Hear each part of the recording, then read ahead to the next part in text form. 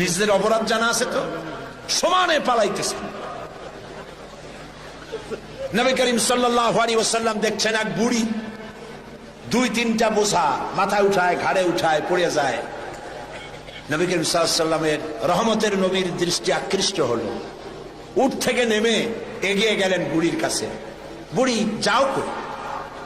বুড়ি বলছেন, তুমি কোত্থেকে আসছো, তুমি জানো না আব্দুল্লাহর পুত্র মুহাম্মদ এসেছে সাল্লাল্লাহু আলাইহি ওয়াসাল্লাম। আজার উপায় নাই, কাফের যেখানে পাবে সেখানে কাঁদবে। আমি আমার নিরাপদ জায়গায় পালাতে চাই। হুজুর বললেন, আমাকে দাও বোঝাগুলি, তোমার একটু আউগিয়ে দিয়েছি। বোঝাগুলি হাতে নিলেন, পথ চললেন। কিছুদিন গিয়ে মহিলা বলল, এটাই আমার নিরাপদ জায়গা, রাখো। রেখে দিলেন। বুড়ি কিছু পয়সা বের করে বলল, নাও কিছু পারিশ্রমিক।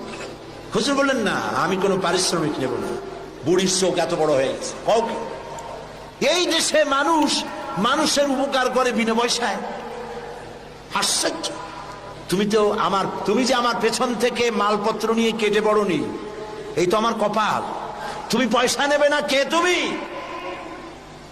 আল্লাহর নবী বলেন, বুড়িমা, যার ভয়তে তুমি কাবা শরীফের নিকট থেকে নিরাপদ জায়গা যেটাকে মনে করেছে এই পর্যন্ত এসেছো, আমি সেই মক্কা নগরীর আব্দুল্লাহর এতিম পুত্র নবী মুহাম্মদুর রাসূলুল্লাহ।